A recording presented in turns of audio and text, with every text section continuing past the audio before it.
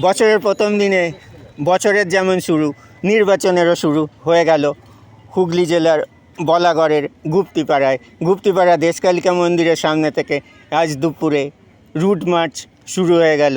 সেই ছবি এক্সক্লুসিভ দেখুন আমাদের ক্যামেরায়।